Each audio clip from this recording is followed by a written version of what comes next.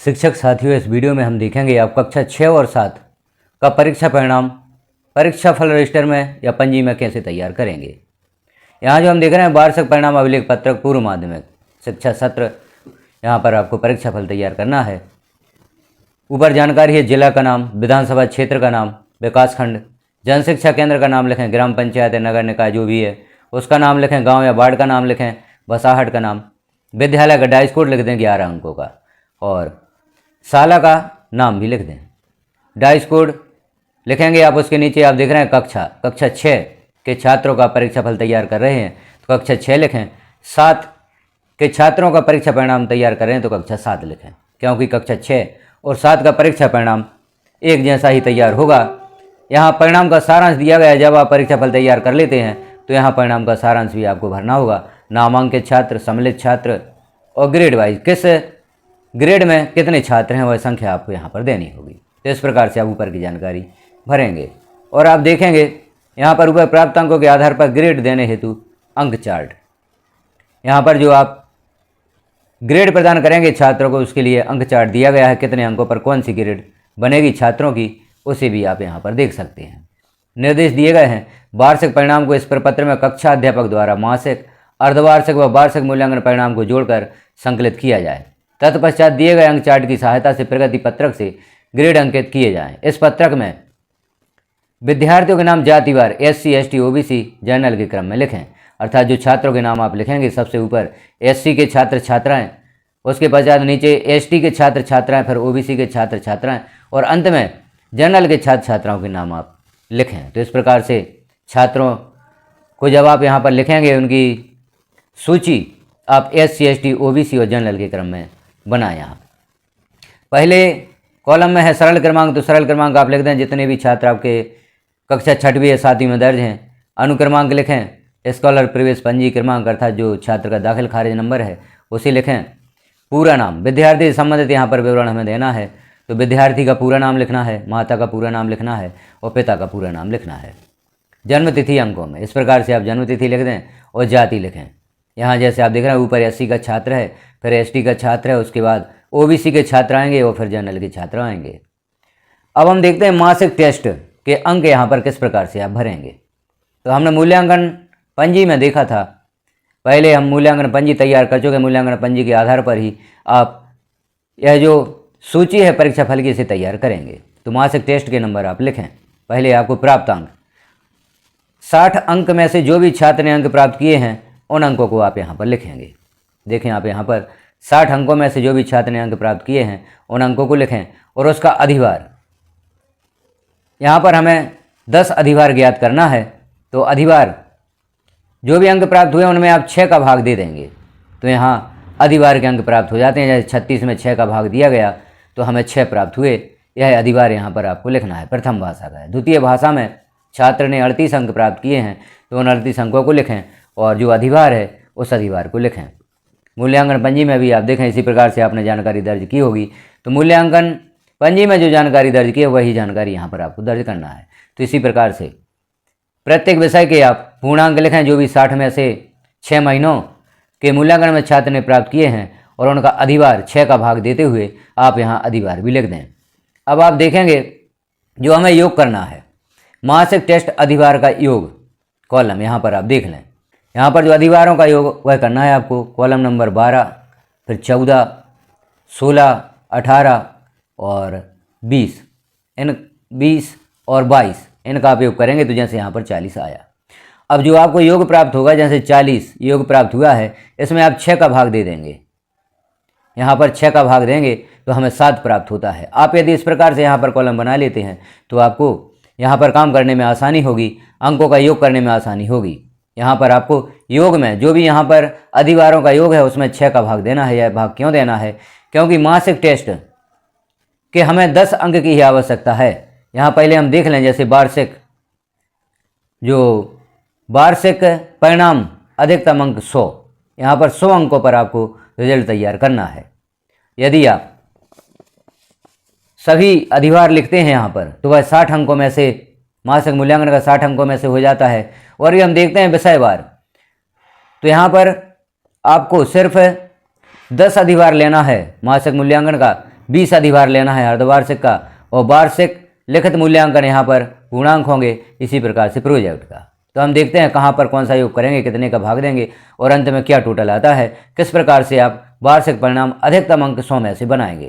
क्योंकि यहाँ पर यदि हम सभी विषयों को देखें तो 100 अंक करके 600 अंक का योग होता है, लेकिन हमें 100 अंकों पर ही परीक्षा परिणाम तैयार करना है। बहुत ही महत्वपूर्ण जानकारी, आप वीडियो को आखिरी तक देखें, तभी यह परीक्षा फल आपकी समझ में अच्छे से आएगा, किस प्रकार से आप परीक्षा फल तैयार करेंगे। अब हमने मासिक टेस्ट देख लिया, जो भी अधिभारों का योग है योग कर लिया, और उसमें चूँकि 6 विषय हैं और हमें अधिभार 10 की आवश्यकता है, तो यहाँ जो भी योग होगा अधिभारों का उसमें आप 6 का भाग देंगे, तो यहाँ पर 7 प्राप्त होगा 10 अधिभार के अनुसार। अब देखें अर्धवार्षिक मूल्यांकन। अर्धवार्षिक मूल्यांकन जो 60 अंकों का हुआ था, यहाँ पर हमें अधिभार 20 लेना है। तो जो भी छात्रों ने प्रत्येक विषय में 60 में से अंक प्राप्त किए हैं, उन अंकों को आप लिखेंगे, उन अंकों को लिखेंगे, और 20 अधिभार प्राप्त करने के लिए अंकों में 3 का भाग दे देंगे। जैसे यहाँ पर देख रहे हैं अधिभार बराबर प्राप्तांक भागे 3 का भाग देंगे, तो यहाँ पर जैसे आप देख रहे हैं 8। चूँकि अधिभार हमें पूर्णांक में लिखना है, 5 से यदि 0.5 से कम अंक होते हैं तो हम पूरी की संख्या लेते हैं, और यदि भाग देते हैं और 0.5 से ऊपर अंक आते हैं तो अगली संख्या यहाँ अधिभार में हम लिखते हैं। तो जैसे यहाँ पर 25 का अधिभार 8 है, और द्वितीय भाषा में आप देखें प्राप्तांक अधिकतम अंक 60 में से छात्र ने 22 अंक प्राप्त किए हैं अर्धवार्षिक मूल्यांकन में, और इसका अधिभार हम निकालेंगे तो 3 का भाग दे देंगे आप 22 में, तो यहाँ पर 7 अधिभार प्राप्त हो जाता है। पूर्णांक में लिखना है तो यहाँ दशमलव के अंकों को जिस प्रकार से अभी बताया है कि 5 से नीचे और 5 से ऊपर राउंड फिगर में आप यहाँ पर अंक लिखें। इसी प्रकार से तृतीय भाषा में और गणित, विज्ञान और समाज विज्ञान के अंक आप यहाँ पर लिखेंगे, पूर्णांक लिखेंगे और अधिभार लिखेंगे। अब यहाँ पर जो महत्वपूर्ण है योग, अर्धवार्षिक मूल्यांकन अधिभार का योग।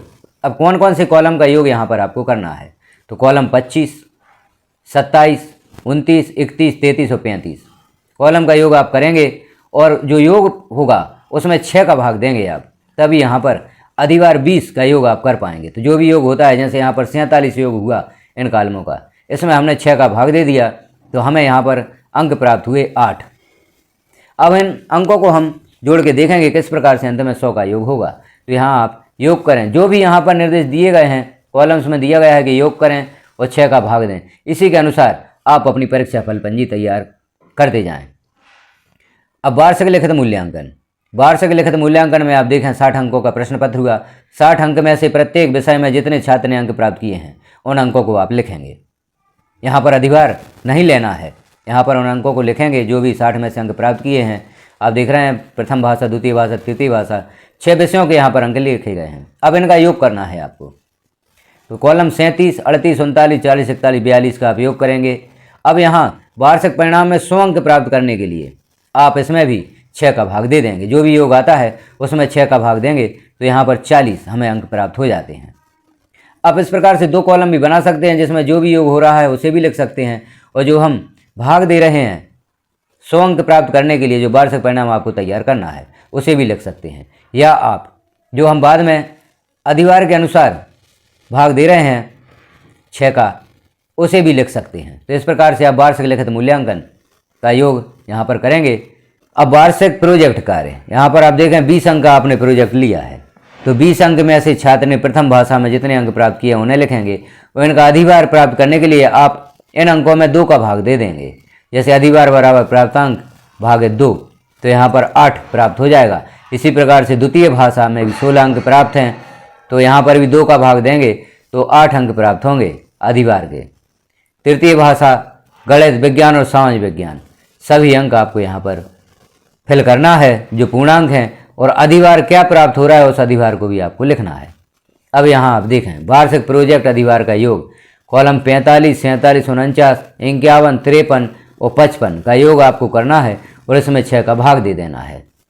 6 का भाग आप देंगे, जैसे 52 यहाँ पर योग हुआ है, 6 का भाग दिया तो 9 अंक यहाँ पर प्राप्त हुए।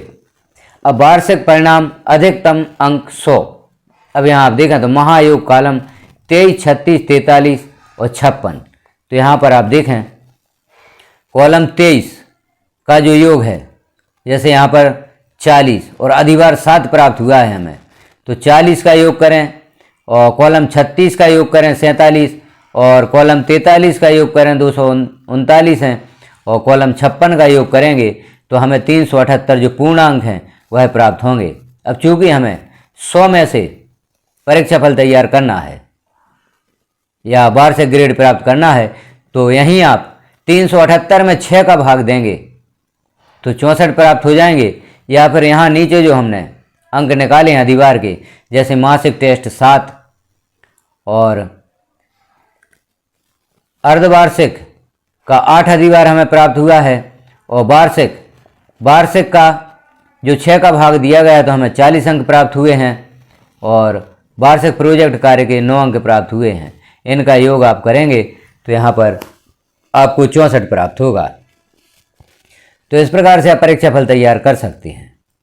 यहाँ पर सिर्फ आप देख रहे हैं वार्षिक परिणाम अधिकतम अंक 100 पर ही आपको यहाँ परीक्षा फल तैयार करना है। तो यहाँ आप 378 ना लिखते हुए 64 भी लिख सकते हैं, या जो भी अधिभार है और जो हमने 6 का भाग देते हुए प्रत्येक परीक्षा के प्रकार में, जैसे मासिक टेस्ट के अधिभारों के योग में 6 का भाग दिया, अर्धवार्षिक के अधिभारों के योग में 6 का भाग दिया, वार्षिक लिखित मूल्यांकन के योग में भी हमने 6 का भाग दिया, और वार्षिक प्रोजेक्ट कार्य के अधिभारों के योग में भी हमने 6 का भाग दिया, उनका भी योग यहाँ पर लिख सकते हैं। और यदि आप 2 कॉलम बनाकर इस प्रकार से भी लिखना चाहते हैं, पहले पूर्णांकों का योग लिखें, अधिभारों के सभी विषयों का योग यहाँ पर लिखें और इस योग में 6 का भाग दे देंगे, तो आपको जो यहाँ पर 100 में से ग्रेड प्राप्त करना है वह आपको प्राप्त हो जाती है। 100 में से जो अंक यहाँ पर प्राप्त करते हुए लिखना है वह आपको प्राप्त हो जाते हैं। तो इस प्रकार से आप वार्षिक परीक्षा फल तैयार करेंगे। ध्यान रखें, यहाँ पर हमने 2 कॉलम बनाए हैं, आप किसी एक को यहाँ पर लिख सकते हैं, या अपनी सहूलियत के लिए, आसानी के लिए आप दोनों कॉलम भी यहाँ पर बना सकते हैं योग के कॉलम में। अब आप यहाँ पर देखें, जैसे 100 में से हमने अंक प्राप्त किए हैं, तो 64 पर कौन सी ग्रेड बनती है, यह ग्रेड चार्ट दिया गया है, इसे आप देखें और यहाँ पर ग्रेड लिखें। अब इस प्रकार से सभी छात्रों का परीक्षा फल आप तैयार करेंगे, और जो भी छात्रों की ग्रेड प्राप्त होती हैं उन ग्रेड को आप यहाँ पर विभाजित करेंगे। सम्मिलित छात्र, नामांकित छात्र, सम्मिलित छात्र। जो सम्मिलित छात्र हैं परीक्षा में उनका योग ग्रेड वाइज आप यहाँ पर करेंगे। ए प्लस ग्रेड में कितने छात्र हैं, ए ग्रेड में कितने छात्र हैं, B plus B, C plus C और डी में कितने छात्र हैं, ई ग्रेड प्राप्त छात्रों की संख्या भी आप यहाँ पर लिखेंगे विषयवार। इस प्रकार से आपका परीक्षा फल तैयार होगा। तो हमारे साथ बने रहें, इस प्रकार की जानकारियाँ देखते रहें, चैनल को सब्सक्राइब कर लें और अन्य साथियों में जानकारी को शेयर करें, ताकि उन्हें भी परीक्षा फल तैयार करने में किसी प्रकार की प्रॉब्लम ना हो, वह भी अपनी समस्या का समाधान यहाँ पर देख सकें। धन्यवाद।